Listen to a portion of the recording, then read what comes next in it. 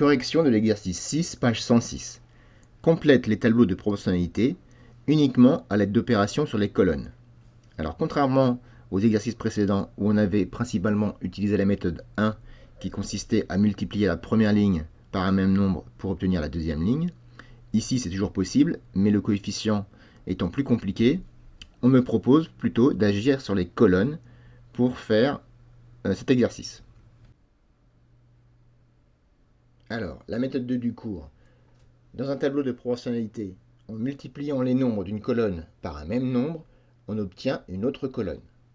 Avec un exemple, si avec 10 litres de carburant, je fais 115 km, avec 40 litres de carburant, c'est-à-dire 4 fois plus de litres, je vais pouvoir faire 4 fois plus de kilomètres.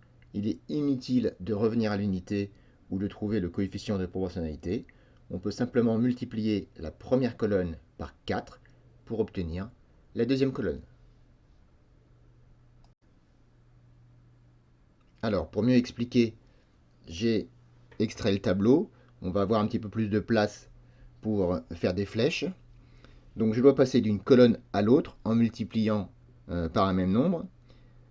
Le plus simple, ici, va être non pas de passer de 9 à 6, mais de passer de 9 à 3. Donc, je vais rajouter une colonne qui contient 3 en haut. Je peux passer de 9 à 3 en divisant par 3 ou bien en multipliant par 3 dans ce sens-là. Donc, en bas, je vais avoir 7. Et je multiplie par 3 pour passer de cette colonne-là à celle-ci. Donc, cette colonne va me permettre de remplir facilement celle d'à côté, puisque pour passer de 3 à 6, je multiplie maintenant par 2. Et donc 7 fois 2, 14.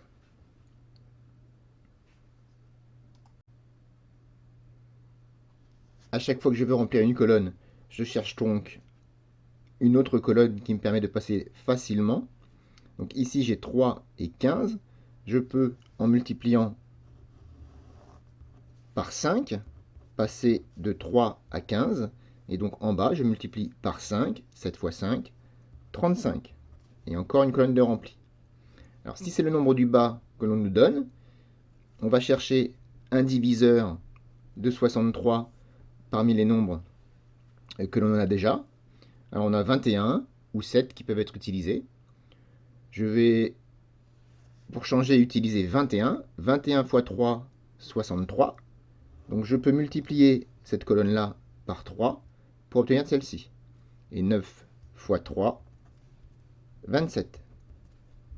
Alors je continue comme ça à remplir mes colonnes. 84, c'est aussi dans la table de 21. Donc c'est 21 multiplié par 4. 4 fois 21, 84. Donc le nombre du haut, c'est 9 fois 4, 36. Et le 30, donc le plus simple pour remplir la colonne avec un 30, c'est de passer par 15. 15 fois 2, 30. 35 fois 2, 70. La méthode 1 était utilisable, mais le coefficient de proportionnalité était de 7 tiers, et donc il fallait multiplier les nombres du haut par 7 tiers pour obtenir ceux du bas. C'était bien plus simple de multiplier les colonnes. Deuxième tableau, en utilisant la même technique. Donc on va passer d'une colonne à l'autre en multipliant ou en divisant. Ici, le plus simple, c'est de passer de 6 à 2. Donc dans ce sens-là, en divisant par 3. 9 est dans la table de 3. Donc on obtient 3. Pour passer de 2 à 4, c'est maintenant une multiplication par 2. 2 fois 2, 4. 3 fois 2, 6. On cherche ainsi des techniques pour passer à 15, à 18 et à 14. Donc 18, c'est dans la table de 6.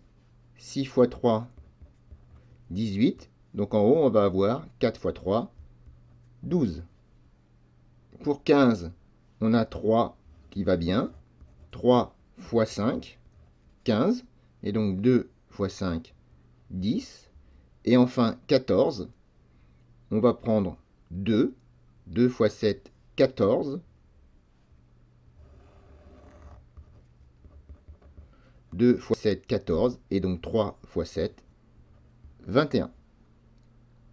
Encore une fois ici, on pouvait passer de la première ligne à la deuxième ligne en multipliant toujours par un même nombre, mais on avait un coefficient de proportionnalité de 3,5. Il était donc bien plus simple de multiplier les colonnes, car on n'a fait que des multiplications entières, on n'a eu que des nombres entiers, alors que la multiplication par 7 tiers ou la multiplication par 3,5 aurait été bien plus compliquée dans ce cas.